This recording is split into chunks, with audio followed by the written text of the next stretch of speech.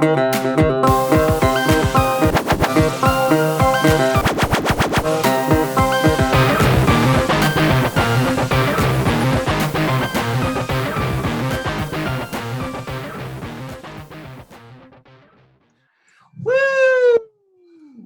back, the Giants guys. Thank you for tuning in or downloading or uploading or whatever you do. We are the Giants guys, and I've got a little something I want to say that I wrote down. Don't want to make a complete fool of myself. But you know us as the Giants guys. I'm Craig Santucci, the owner and operator of NYGiantsRush.com. These are my guys. These are my peeps. And we're going to get into some football in a second. But I did want to say we all know that the last few weeks have been quite polarizing. And as Giants fans and sports fans, I've seen sports bring many people together, even if it's just for a little while.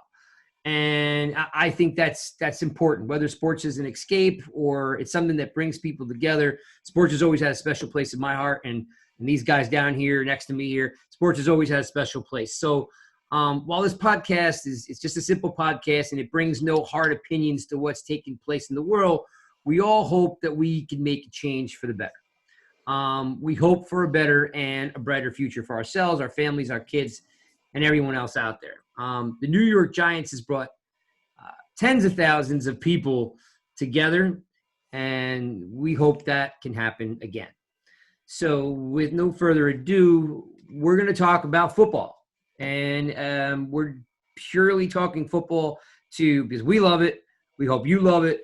And maybe for an hour, you get to forget about the world temporarily. There's nothing that's ever going to make you forget what's going on, and you shouldn't. Make your voice be heard. Do your thing.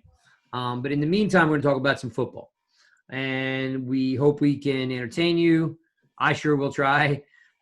These guys are the smart guys. I'm just usually the funny guy or the obnoxious guy, but we're going to try to have some fun. So without further ado, we're going to start off the Giants guys, which, by the way, you can download us on Mimo and a couple other platforms out there. I still need to get us on iTunes. That's my fault. So I'm going to watch how this works, an executive decision. If any of you guys want to help me get the iTunes going, let me know. Look at that. See that? I delegated.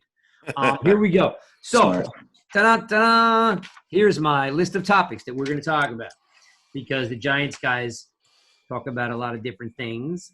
And the New York Giants – and by the way, I totally wanted to talk about the uniform thing that everybody's all into, but I forgot to put it on. So, anyway, starting off. We could riff on that. Some fresh colors out there.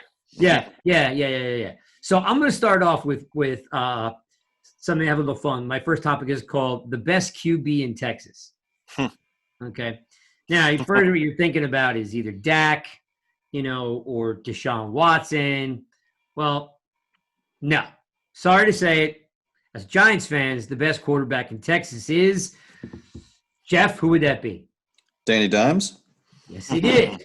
All right. So Daniel Jones, who is a starting quarterback of the New York Giants, has invited, and I'm going to do this to make it special, he invited all the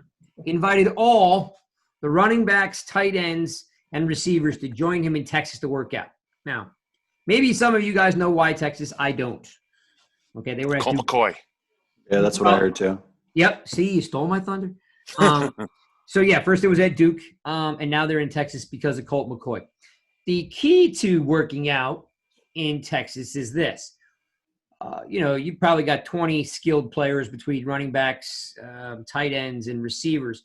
The only people to show up were Slayton, Tate, and Caden Smith.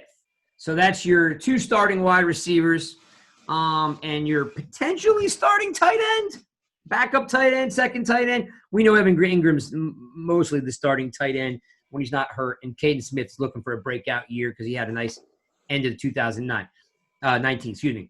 So I'm going to start off with you, Mikey B. I want to know your thoughts because and here's my thing.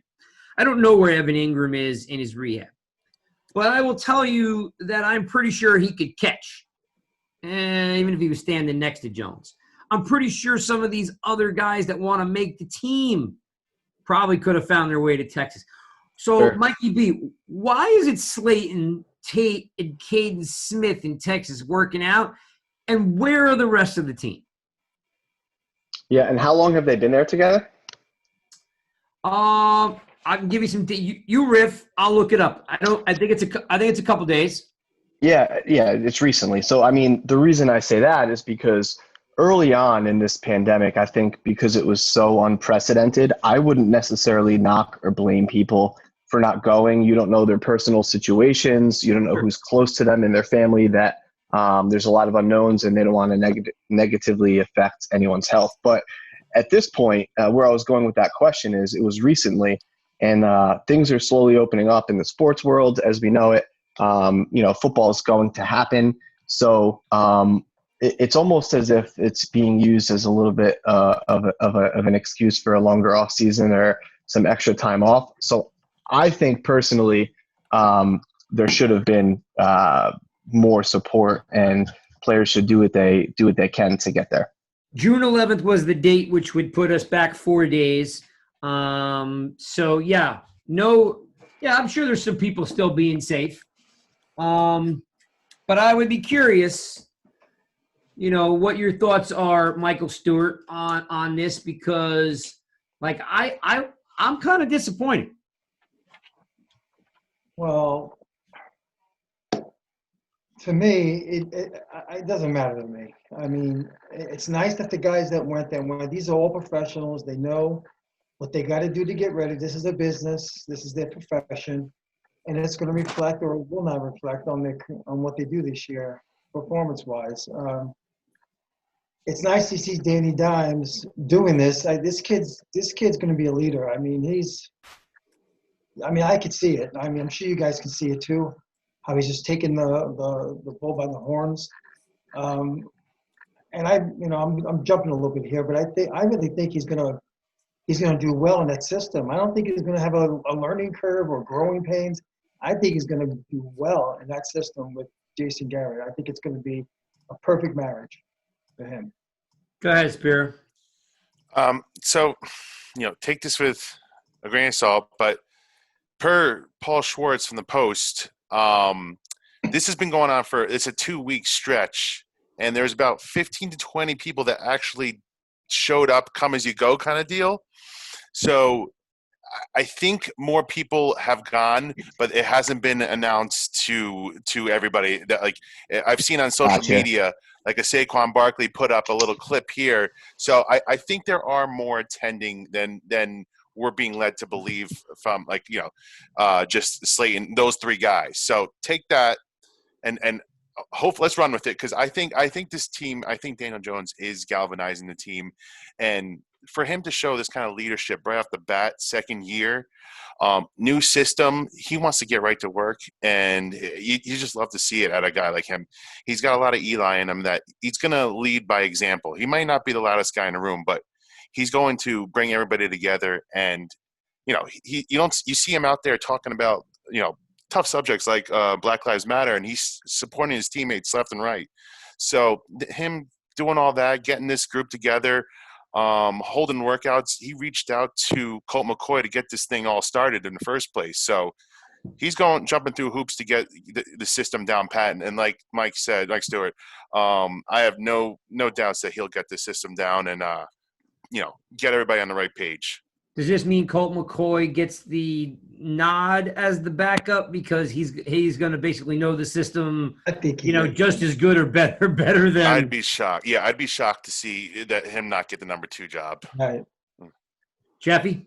Yeah, I've actually loved what I've read about Colt McCoy and his attitude coming into this situation, not only helping set up these workouts, but he is completely embracing being the backup. And everything he said is, I want to help Daniel Jones. I think it's going to be a great quarterback room.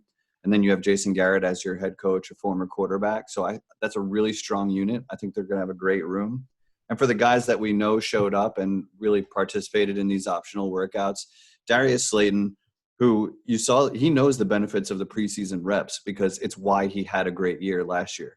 When him and Daniel Jones were on the B squad and they're running their routes, they gained that chemistry. Right. And that's when it showed up on the field. So you got Golden Tate, who he's probably reading the same articles we are. Should they trade Should they trade him? What should they do with him? Like, I think he's got one more year with us, to be honest with you. But he was effective last year. He was still very effective, and he's a good leader, good veteran. But he knows he's got younger guys breathing down his neck right now. And then Caden Smith, he wants that job from Evan Ingram. And maybe in a best-case world, we can actually use 2 tight ends because Caden Smith, in my opinion, is a better all-around tight end. Evan Ingram is super athletic, and he's a matchup nightmare. But we know the issues with him and his health. But those 3 guys, it's no wonder that they showed up and they were the prominent names that stuck out.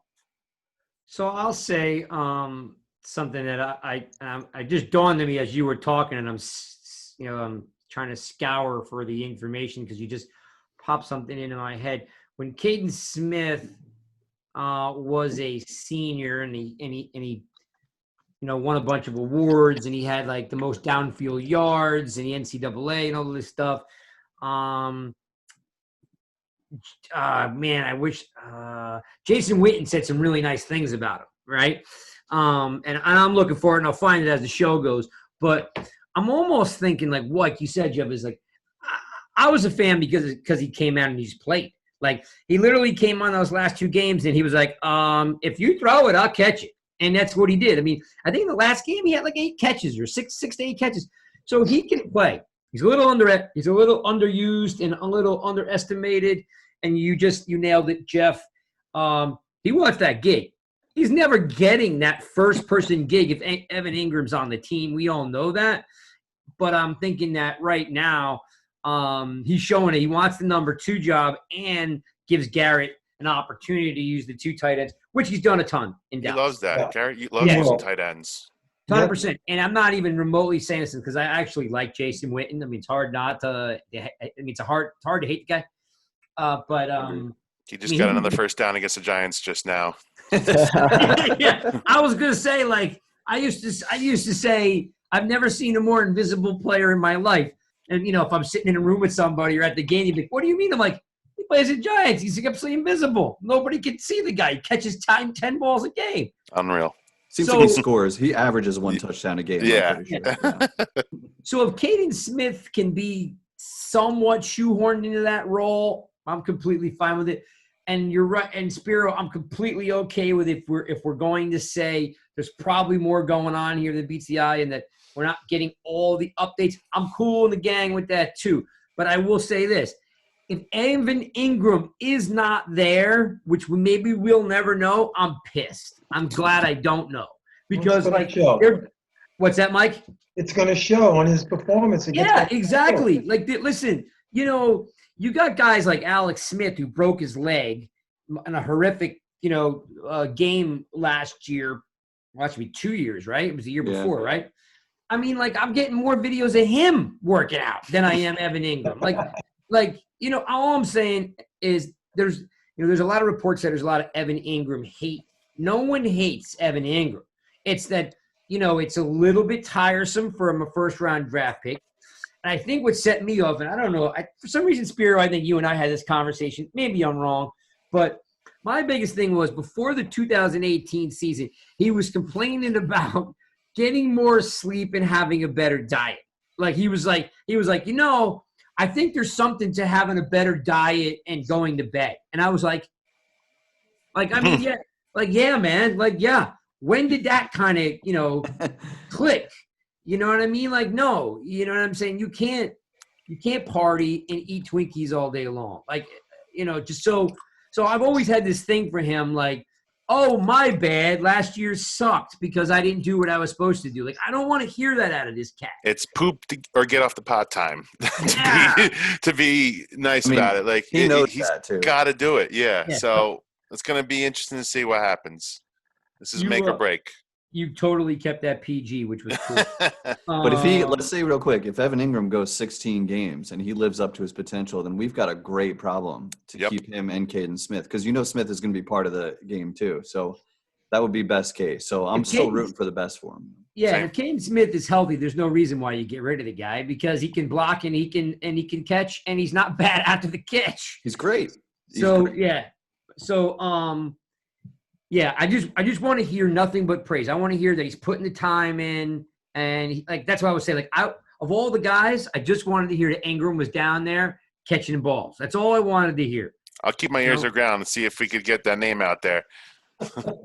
I'm gonna start putting the with Jeff. I'm gonna have to come up with a new hashtag instead of put love in. It's gonna be, has anyone seen Ingram? Where is Evan? Yeah. Where's I Ingram, think- right? Yeah. Yep. That may be boring today. I'm just throwing it out there now. Let him wear a Waldo hat. Yeah, seriously. 100%. Yeah. Because like last week, last year, I did that with the love thing. I'm like, people were debating, and I'm like, just put the kid in the game, for God's sake. So, cool. All right, excellent. We're off to a pretty good start. Good conversation. All right. Again, I'll remind you in case you forgot what we look like. I've got Jeff, I got Mikey B, I got Michael Stewart, and I got Spiro. These are my guys. You can find them on nygiantsrush.com and probably some other places too. But they have been very kind to humor me and write for me. And we're bigger and better and stronger than we ever have. So stick with our guys. Follow them on Twitter. Read their stuff. Pass their stuff. Talk to them. Each one of these guys. In fact, if you start yelling at me too loud, they step in and protect me. So they're very good that way. So I hope you follow these guys, and they're good football loving people. So I appreciate it if you follow them and support them, and we'll try to show some love back to you guys. Next topic, which is kind of this topic doesn't overly rub me too wrong, but it definitely seems to be a topic that's got everybody's panties in a bunch, and that's who's going to play center for the New York Giants. So we see reports that Gates, which is our reserve backup right tackle, he probably could play some other positions too, and has. Yeah, but majority of it is that he's a tackle. That he's in Las Vegas working out with Derek Carr and Hernandez. I think Hernandez is from there, and now that the Raiders have moved, I'm assuming that Carr is living there too. My question is, can a reserve tackle swing to center, in this odd, crazy world that we live in with no training camp and all that stuff?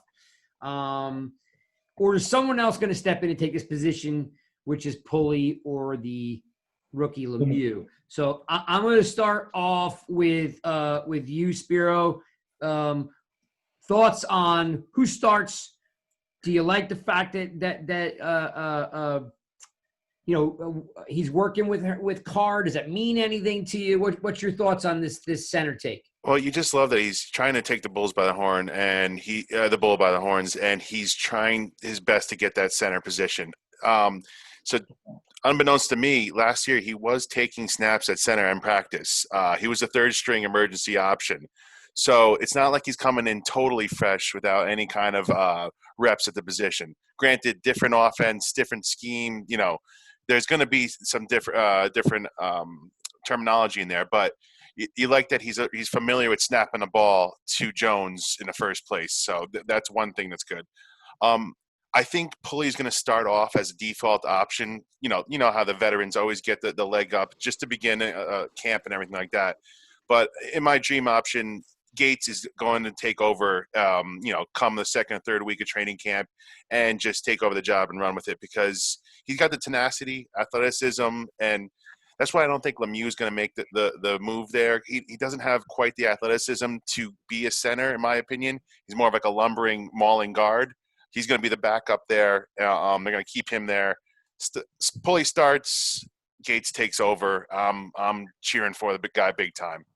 And I'm assuming you want him to start and Gates to start. Absolutely, big time. However many games they play, you want him in there because you can't switch in the middle of the year. Well, yeah, I mean, he's played guard, he's played tackle, he's excelled at every spot he's been on the line. So I just think he's got the attitude, the right attitude, and the skills to do it. All right, Mikey B, what do you got? I think he's got the right coach too. Colombo's going to do a great job teaching him how to change positions, but I'm just thinking about this guy in California taking it upon himself to have the initiative to play some center. We're just talking about Evan Ingram eating cheeseburgers and not knowing anything about his nutrition or going to sleep early, right? I said Twinkies. Yeah, whatever. Yeah. But I mean, like that says a lot. And he's young. I think he's 24. He's a big dude. And as far as the other options, Lemieux, I think if he's a starter week one, he probably goes earlier in the draft.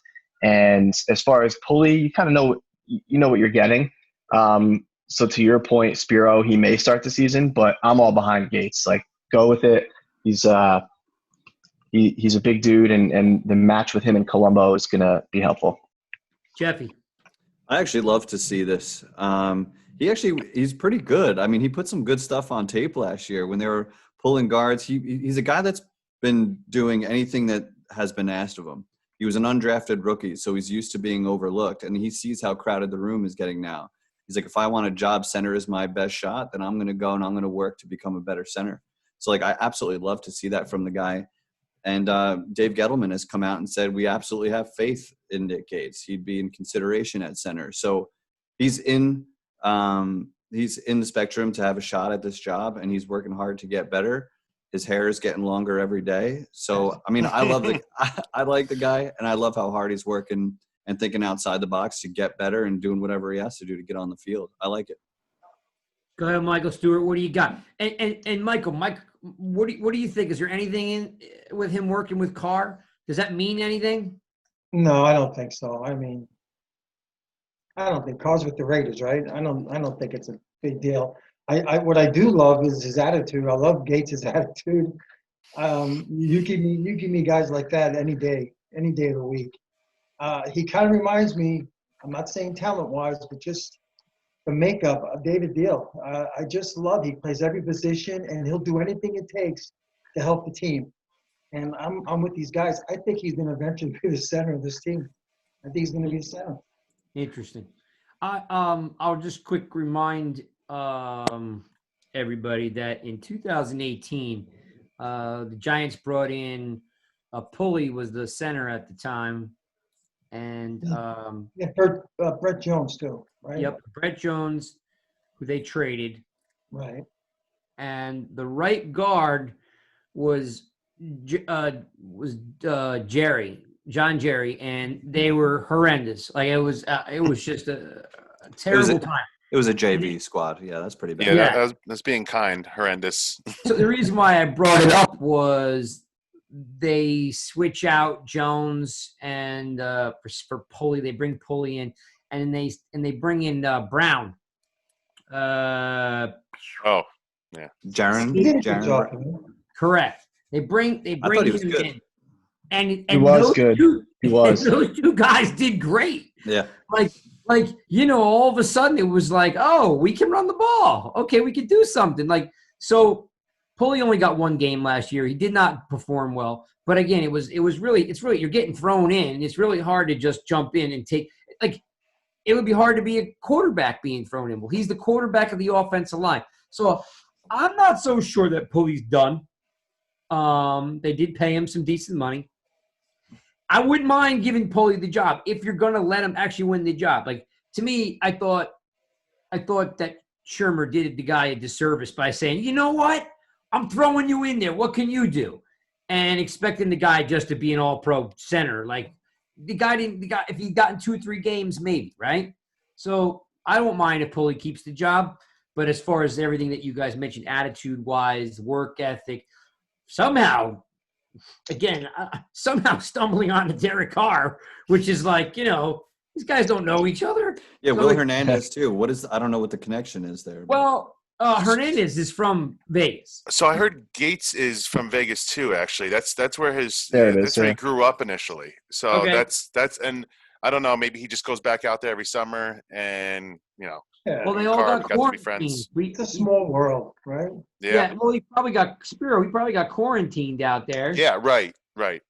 I'm gonna look that up, Nick Gates and where he's from, because I'm sure he got quarantined out there, and it was like, hey, let's work out together. Yeah. And Whoever's on the West Coast. And somehow somebody was like, hey, Derek Carr's out here. Yeah. Right.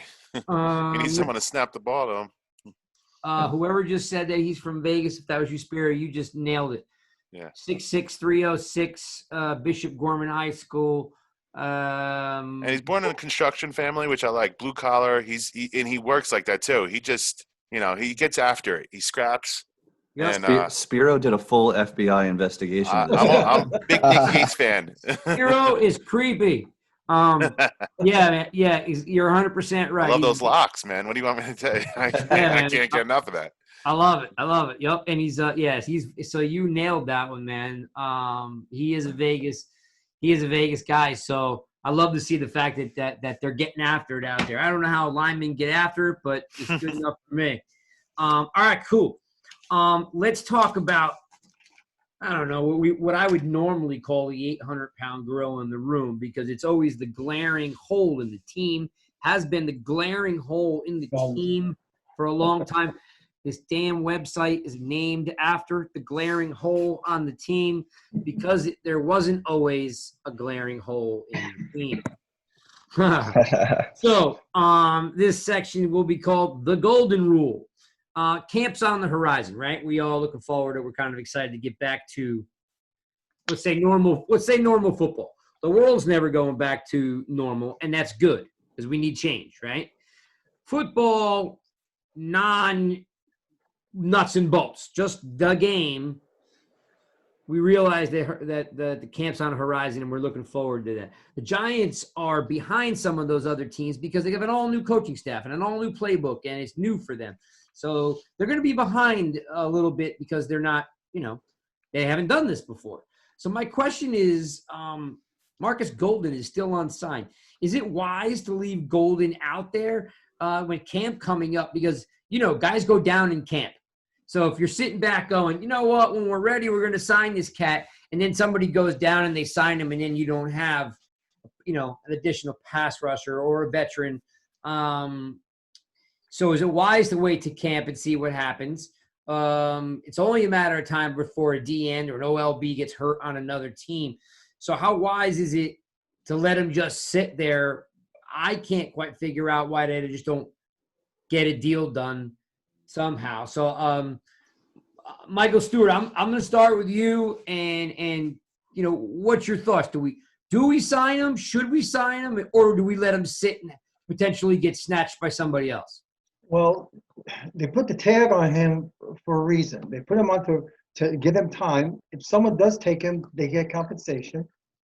They have to wait till July 22nd to sign him, because if they try to do it earlier, then they can't give him the 4.25, whatever that tender was. I think it's 4.25 million. Yeah.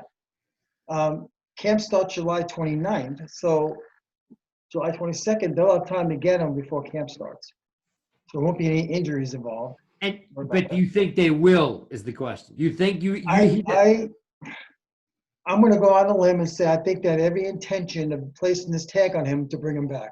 Okay. And then his salary is $4 million, you're saying? Yeah. 4.2 million, 10% more than he made last year. That's what the tender does. As long as they sign him after July 22nd, though. All right. So I like that take, because you're saying, which is the kind of the key word I was looking for, and I thank you, is intentions or intent. You're saying their intent is to sign him. He's important, but since the tag is there, they technically have that, ability to take him before camp starts. And if that's the case, he can start off on the right foot. All right. So Spiro, what's your thoughts? Do we need him?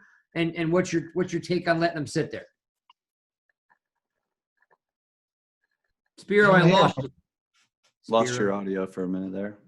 Whoops. I was There on you mute. go. There you go, Spiro. We got you. All right, so yeah, we definitely need them. That's for sure.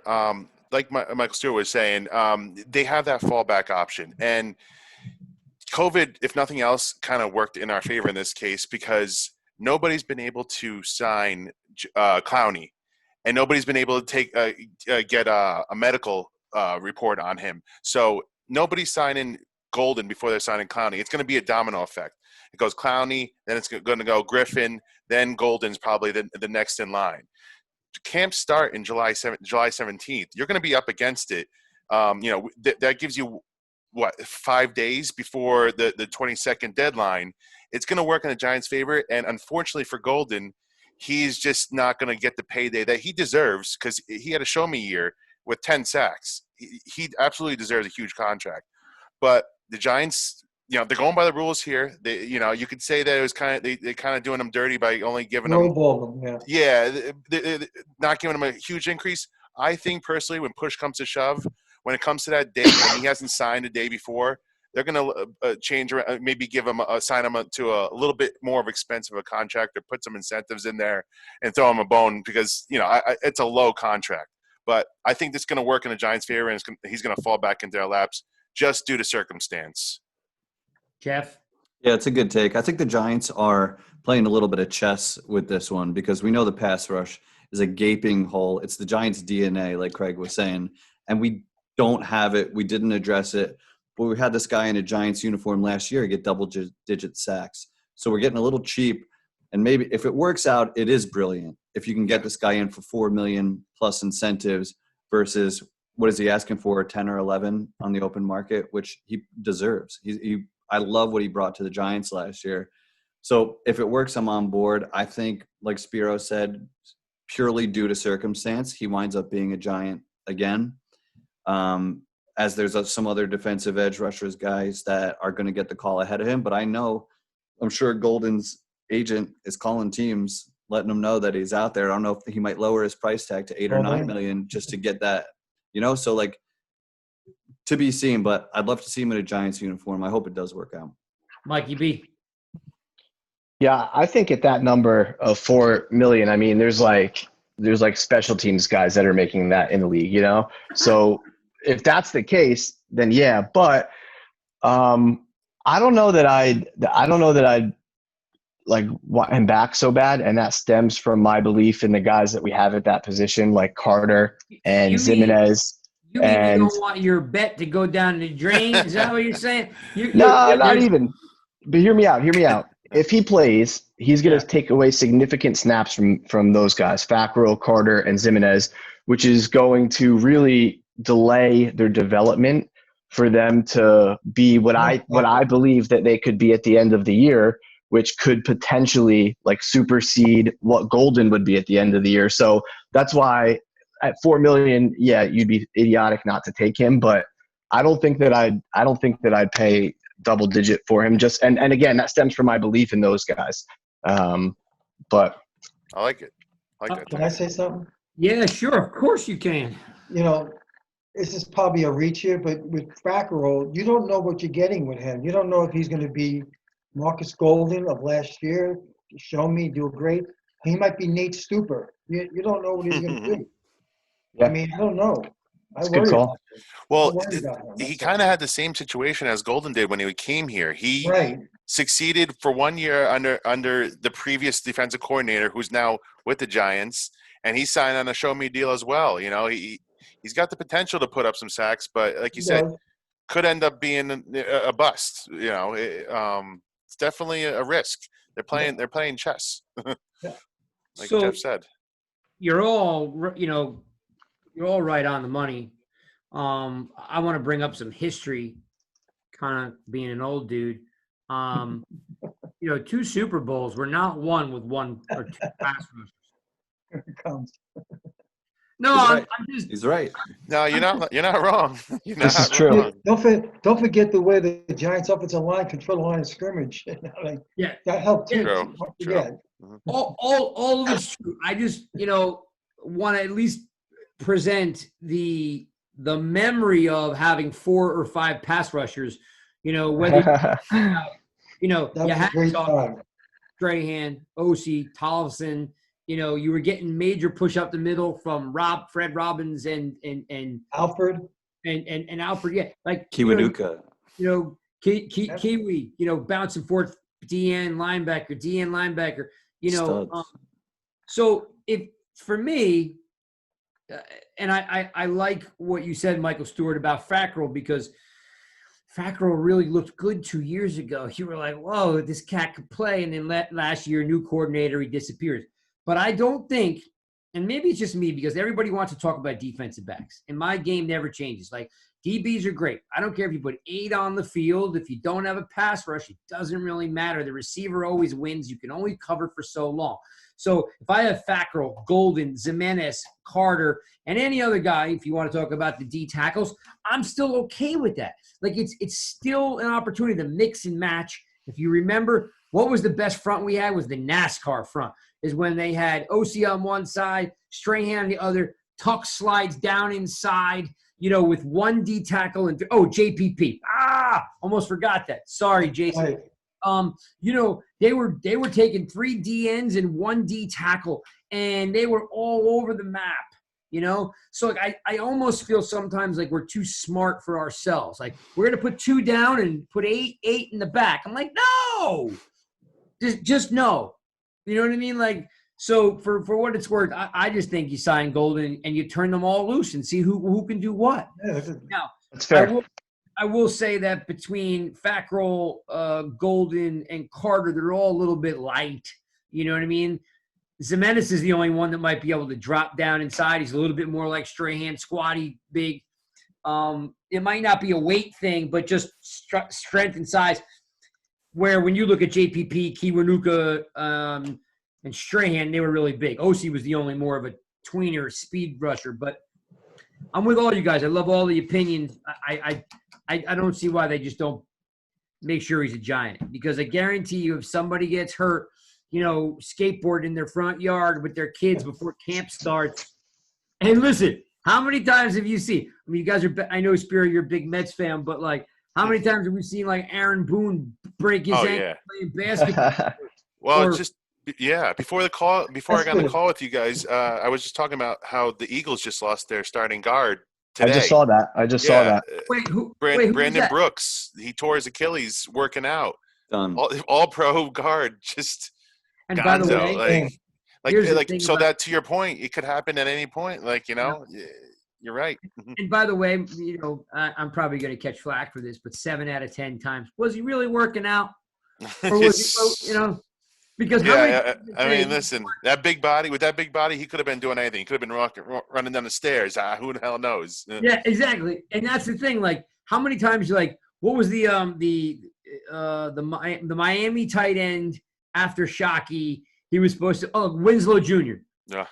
And he ruined his career by riding wheelies on a motorcycle. Well, he did a lot of things to ruin his career. Yeah, that was the yeah. But that injury, Spiro. Yeah, changed it started it for everything. sure. He was going to be the next Shockey. He played with Shockey, and the guy got caught doing wheelies in a parking lot and flipped over and got hurt. So as much as I don't want to see anybody get hurt, you do got to ask yourself, one, how Brooks got hurt, and 2, that could happen to any defensive end linebacker in the league at any time, right? These guys are anxious. The world is anxious to get out, right? And find some normalcy, which, again, it may never be normal again, and that's fine. It shouldn't be. We got to get better. But for football, these guys they're human. They want to be out. So we don't know how and when these guys get hurt. All I know is that they have the money. I'd hate for them to wait to bring him in, and then, he's gone somewhere else. All right, so this is our first podcast in quite some time. That was basically my fault, so you can be mad at me, not them. Not just you. I mean, the world wasn't. The world. wasn't ready Yeah. for it. Yeah. Yeah. I just, even now it's a little bit like I'm hoping that people just have some fun with it, right? But Sure. like I said, playing high school and college sports with a lot of different races and religions and from all over the place. Sports always seem to bring people together, whether you were rooting or you were playing. The locker room, yeah, everyone's your brother's next to you, and that's that. So I shared something again. I always yell at myself because we start talking and I start getting ideas and I realize, if I had thought of that before. I tweeted something out which I recommend you guys watch. I thought it was really good. It was from a NCAA college coach. I'm looking for it now. It was like a minute-long video about his team, and okay. You probably can't see it, but it's the head coach for Georgia Tech. So if you guys get a chance, it's called Unnecessary Roughness, and it comes from the head coach of Georgia Tech. I recommend you watch it. I could try this. Let me know, Jeffy, if this works out. Hang on. In that huddle is a bunch of folks that are Let me see. It won't go that way. Hang on. So yeah, it's on the. I'm trying to find the coach's name. If you guys know the Georgia coach Tech's name. No. All right, here, ready? I'll try to play it. I'll turn it up. This might just kill our podcast if people are like, "Whoa." Jeff Collins. What's that? It says Jeff Collins. It says online. Yep, ready? I'm gonna try to play this and I'll put it up there. See what you guys think. It was a metaphor for our culture, imperfect like all metaphors. Up, And up. that was a bunch of folks that are black, brown, white, liberal, conservative, Muslim, Jewish, Christian, Buddhist, and we are slim, fat, short, tall, fast, and slow. We are analytical people, and we're impulsive people. We have some of the finest men on earth, and heaven knows we got a few rounders. The men who earn a place in the huddle have experienced the miracle of team.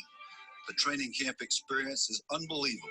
It is day after day, week after week, 2 a day, 3 a day practices in the heat, often in 14 pounds of equipment. Many drop out, numbers thin, and everybody thinks about quitting. Trust me, everybody. For those who do stay, there is the opportunity to participate in the greatest team sport ever devised. It is the only sport in which every player needs every teammate on every play just to survive. We learn ever so slowly that our differences do not matter in the huddle. When we trudge in after each interminable workout, we know that sweat smells about the same on everybody's body. When we get busted in the mouth, that blood that trickles is the same color. Everybody's tired. Everybody's hurt. It is in this process that the miracle occurs. Men who've been raised to hate each other's guts become brothers. I've seen racists reformed. I've seen the most unlikely hugs after victories or losses. I've seen inner city kids invite country boys from the mountains to go home with them for Thanksgiving dinner, and I've seen those invitations accepted and reciprocated, thus changing parents' lives. Our players become brothers for life. It is what America is supposed to be, could be, might be in our best dreams.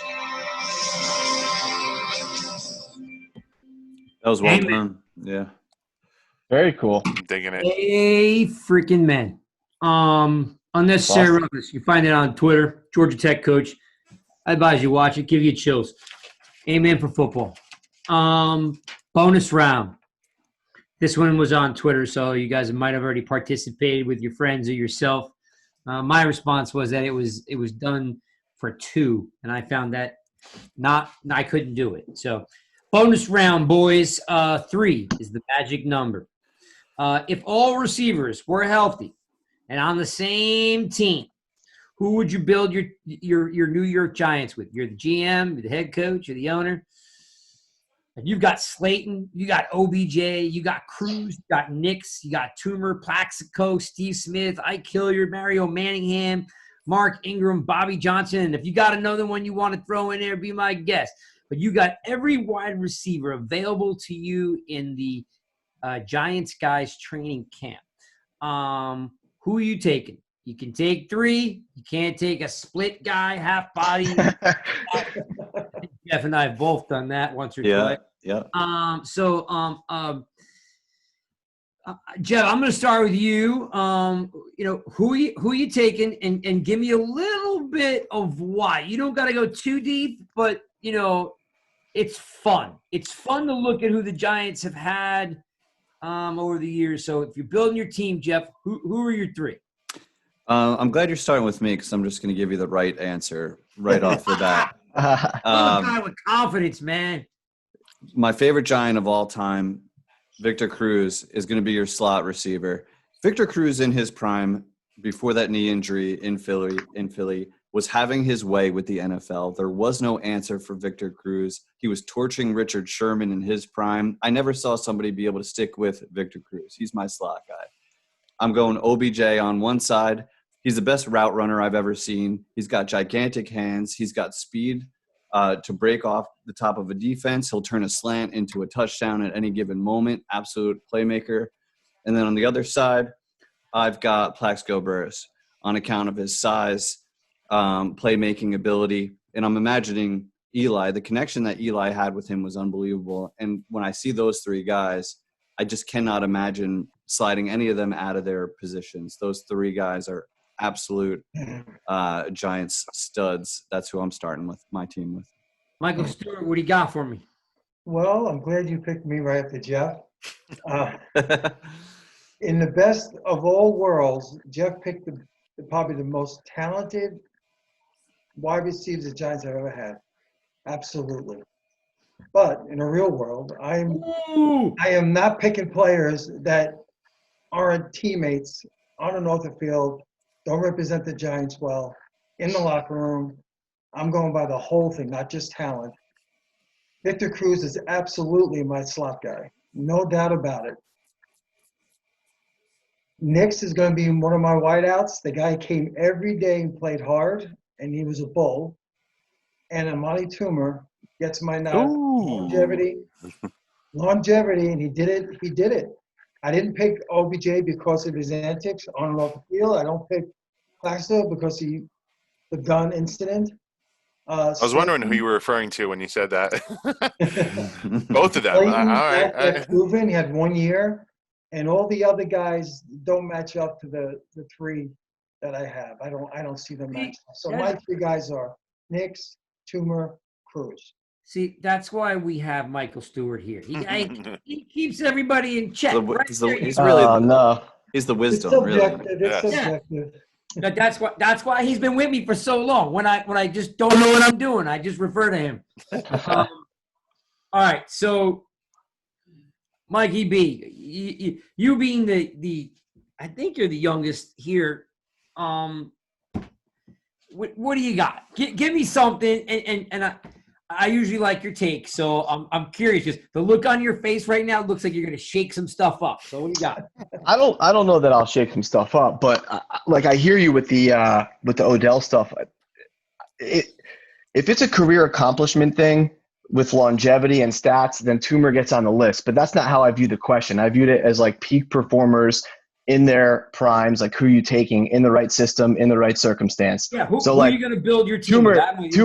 Toomer can't be in the top three. Like he just can't. And I love the guy, but like from a pure talent standpoint, I don't think he belongs in the top three. So I have my number one guy is Plaxico Burress. In high school, I brought in the newspaper clipping article that said New York Giants signed Pittsburgh Steelers free agent 6'5" wideout Plaxico Burress, 6 years, $25 million contract. That was the missing piece for Eli. That was the bona fide number one big body target that they just didn't have. And that for like the first regime, like that completed it.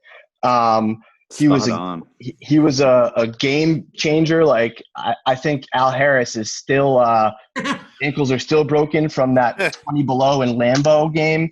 I mean, Plaxico Burress didn't practice. He didn't practice once that whole year, and my man just balled out like clutch. I so want to jump on and say something. I'm going to hold it for mine, but that's awesome. Number two, I'm going with Nix. In his prime, he had which was too short, by the way. Like it was like 2 to 3 years, and he fell off a cliff. My man's hands were huge. His hands were like suction cups. He was the number one because Cruz. I love Cruz. But that whole 2011 season, Nix was the number one. Cruz had emerged, right? Cruz got a lot of love, but then in the postseason, again, like that first game against Atlanta, Nix was like, nah, like I'm still the number one target. I don't think defenses looked at Victor Cruz as more of a concern than Hakeem Nicks. I think that a lot of what Cruz accomplished was due to the fact that he was on the other side of Nicks. I love Cruz. I just see Nicks as more of like that number one dude. And then I'm going OBJ. I get it. He's a knucklehead. We're talking right circumstance, right coach, right system, winning culture, and harness him. Like you got to get him in the right scenario. But from a pure talent and athleticism standpoint, my man could play any position. Stick him in the slot with Nix and Plax on the outside, and it's like lethal. So that's where I'm going. You're on mute, Craig. Sorry about that. My bad. Plax, Nix, OBJ. Okay. I'm just making sure I had it right because you crossed a couple guys in there. All right, so that's all you, Spiro. Tell me what you got. All right, so I'm also going to go with Knicks. That 2011 season, you couldn't find a more dominant wide receiver in the playoffs. And like Mikey B said, his prime was just so cut off short. He was on his way to top 5 in the NFL as a wide receiver. Everybody forgets that 2012 season where he injured his knee against Tampa. I remember vividly because it broke my heart. He was never the same after that. But he was piling up. He piled up 24 touchdowns before that. You know, he was well on his way to back-to-back 1,000-yard seasons. I'm going with him there. You can't, for as dumb as Odell is sometimes in his antics on the field, he was by far the most talented wide receiver the Giants ever had. And it sucks that it didn't work out. But if I'm just going clean slate, I'm taking Odell. Big play threat after big play threat, and he's taking balls to the house all the time. I didn't want to pick him. I really didn't. I know it's tough. It's tough, but you know, as a player, if nothing else, if you're just taking the personality out of it, I got to go Odell. And in the slot, I'm going to go against the grain here, and I'm taking Stevie Smith. What? That guy had monster catches year after year. He was Eli's number one target. He had 112 catches the year before he tore up his ACL in Minnesota. He was on his way to being just a chain mover nonstop. One of the better slot guys in the league. You know, he was getting open every time. Didn't have the fastest speed. But he was getting open every play. So I'm going Steve Smith in the slot and rounding out my team with that. So all due respect to Victor Cruz because I love the guy too. But hey, this is my wide receiver corpse. This is what I'm doing. So okay. So what's funny? I'm just looking down what everybody wrote. We don't have one unanimous guy. like so Jeff's got Cruz, OBJ, and Plex, and Michael Stewart's got Knicks, Cruz, and Toomer. Mikey B went Plex, Knicks, OBJ. Spiro goes Knicks, OBJ, Steve Smith. We don't have one guy that all you guys agree with. That's why this was a good debate. Yeah. I just can't see like Toomer being over Plax when like Plax was clearly the number one guy whenever they lined up. Yeah, but I'm going overall with everything, not just talent. Plax gets it. I got you. Michael Stewart, locker room material. He's got his GM hat on, and he's thinking this guy is a pro's pro. He's not going to give me any headaches. Well-dressed Amani Toomer. So what's great about the Giants guys is that I still haven't gone yet. So here's how I'm going to do this. Ready?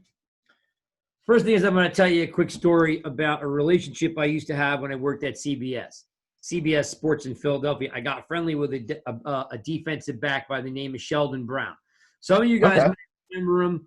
He made the cover of Sports Illustrated because he absolutely decimated Reggie Bush. And it made the front page of Sports Illustrated. He wore number 24. He was a second-round draft pick out of South Carolina. The first-round draft pick that year was Lito Shepherd. Might be a Florida guy. So they drafted two cornerbacks, first and second round, Lito and Sheldon. Sheldon and I got to be pretty good friends, and we did a lot of work together, like endorsements and stuff like that. So I got really friendly with him and his family, and he was tough. Like the difference between him and Lito was Lito loved cars. Lito would be in the garage working on cars. Sheldon would be pumping iron, right? So we had a show called Outside the Huddle with Sheldon Brown. We did a live show, every Monday night. And after a while, I would just ask him, like, who is the hardest wide receiver to go against in the NFL? He said Plaxico Burress. He said that it doesn't matter if he's not the fastest guy or he runs the right route. He catches everything that's in that huge wingspan that's around him, and he doesn't drop the ball. He said he's deceivingly fast, and while he's not overly a bull, he's very agile with great body control. So he's catching stuff behind him, in front of him, and he just can dominate a game. And as a defensive back, it's really hard to cover a guy like that. A lot of length. Because the length just kills you. right? Apparently, he's a beginner at golf, though. Actually, my dad was playing with him the other day. I forgot to mention. Yeah, he texted me. I was about to leave my work from home scenario to go play the back nine. Oh, that's awesome. Oh my God. So I take Plaxico and as I think Mikey B, you might have said, like, I again, Al Harris before he went to the Packers was a Philadelphia Eagle, if you guys remember. And they were like, Al Harris, we don't want Al Harris. And they got rid of Al Harris and went to Green Bay and became a Pro Bowl. Plaxico embarrassed the number one corner that year in Al Harris because he had a great year. Plaxico Burress could destroy anyone. I'd take Revis, Charles Woodson. I'd love to see him go against Plaxico because the guy just – and I know off the field he was a knucklehead and he shot himself. I mean – and I'll even go as far as to say this, it's a Steve Smith story, actually. I'm going to tie all this together. Does anybody know why Plaxico Burress was carrying a gun to the nightclub? Does anyone know that story? No. Nope. Spiro, no? Okay. You got me on this one. Saturday night, he goes to the club and he shoots himself, right? We all know that story, right? The night before, so the NFL has basically an Uber system. When you want to go out, NFL guys call the NFL, and a driver comes and picks him up, drives him to the club. Oh, yes. You know the story now? Yes. The night before, I think it was the night before or the week before. I don't remember exactly. It's been a while. But I'm going to go with the night before. Steve Smith goes to the meatpacking district in New York to go out with his buddies. He's wearing like a $12,000 chain. You know, he's got the Breitling on, and he's got a bunch of cash in his pocket. He calls up the NFL. He goes to the club. He calls them back. They pick him up. On his way home, the NFL driver hoisted him, okay, and Steve Smith's money, you know, and robbed him, you know, in Clifton. Steve Smith at the time was living in Clifton. I don't know why, but maybe that's where a couple guys had apartments or whatever. And Steve Smith got all his jewelry stolen, like with the NFL driver, right? So the next night or next week, because I don't remember exactly, I might be losing, you know, some of the details. I've been hitting the head a lot in college. You know, the next day, Plaxico goes like this. Not going to happen to me. I'm carrying up and no one's stealing my stuff. And, of course, he's wearing sweatpants and not jeans, and it slides down his sweatpants and shoots himself in the leg. You know what I mean? So if the incident with Steve Smith doesn't happen, Plaxico is not carrying a piece that day. Plaxico Burress, number one. Number two. I would have voted for him then. Exactly. Number two is I can't take OBJ. It's for a reason that you guys didn't mention was the off-season white powder pizza box thing. Yeah. Okay? That's my thing. Like, dude, I don't know if you're doing coke. I don't know what drugs he was or wasn't doing. Like, that whole scenario didn't sit with me very well.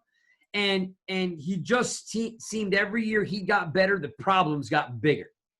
So that does deter me from if I'm starting a team and I have got a superstar, is he too big for the team? Is he too big for the city that I live in? And what major guy outside of Julio Jones, you know, is still Julio Jones? These guys don't last. They peter out. I don't know if I want to invest in that. Okay, as much as he is by far the best route runner, I think maybe Jeff said it. Mm-hmm. He's the best route runner I've ever seen, bar none.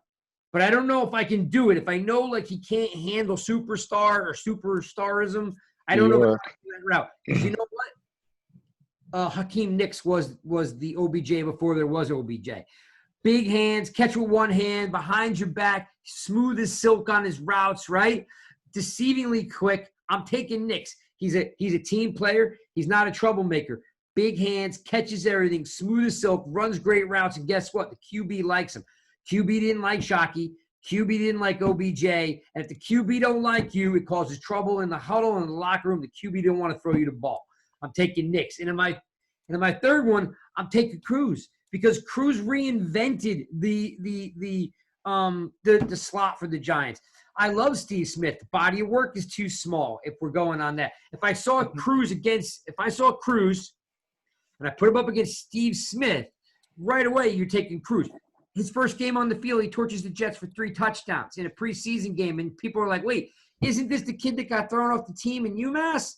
I mean, like, Cruz made people want to be slot receivers, right? People like there was Wes Welker, right? But I mean, Cruz made a slot receivers cool, right?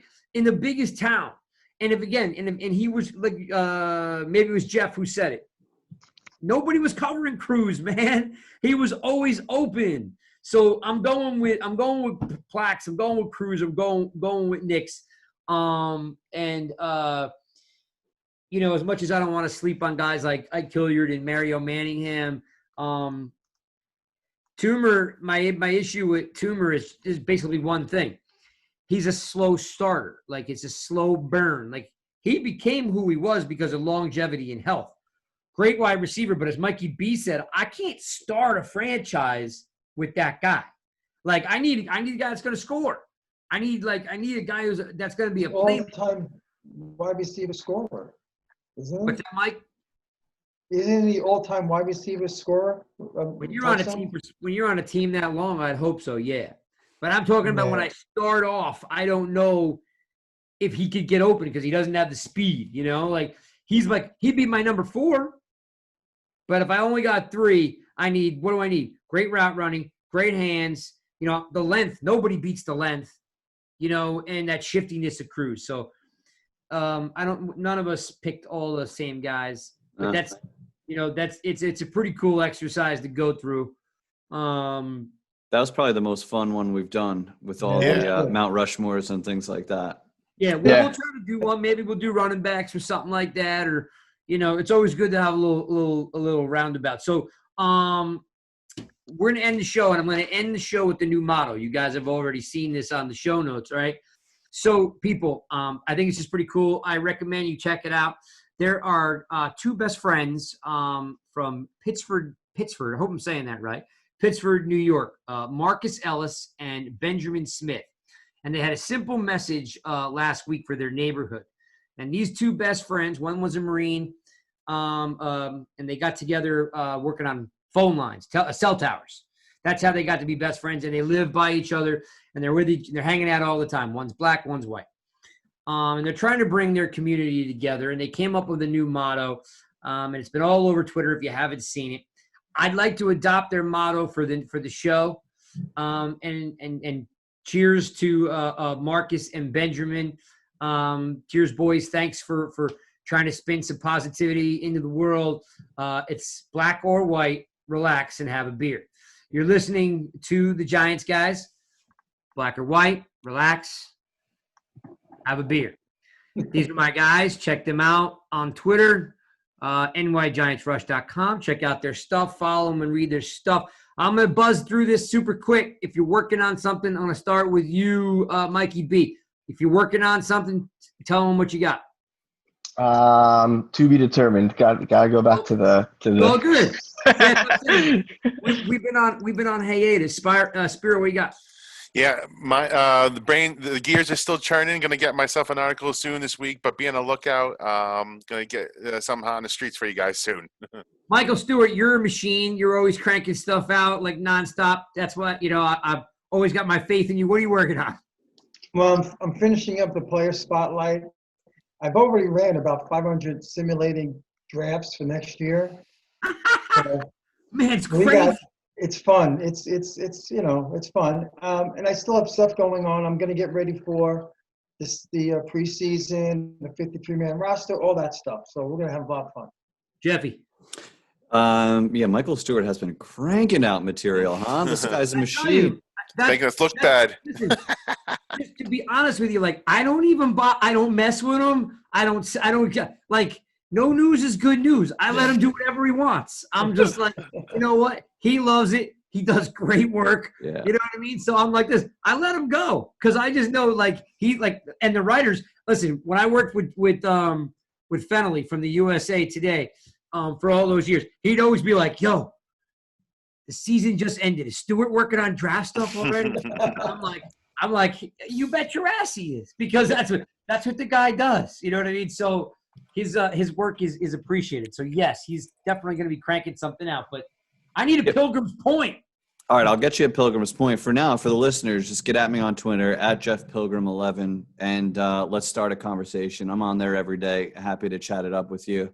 give me a follow, give all these guys a follow, and then when we pump out some articles, then you'll have them. So Yeah. So, as we said, shout out to all the people who follow us. I got a great group of family. We don't always get along.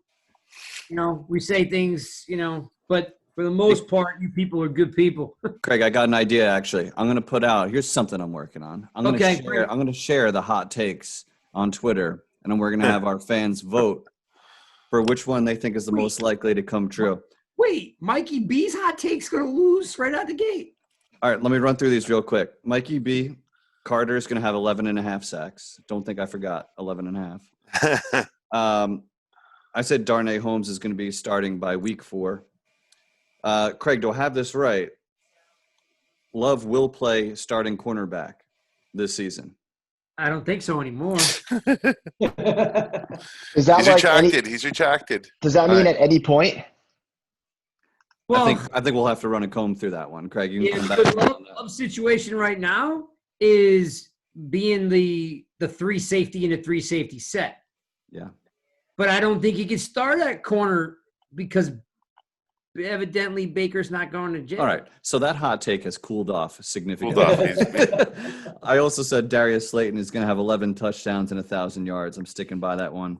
And Big. Mr. Michael Stewart, Mr. Wisdom himself, McKinney is going to be an all-pro as a rookie. Ooh-wee.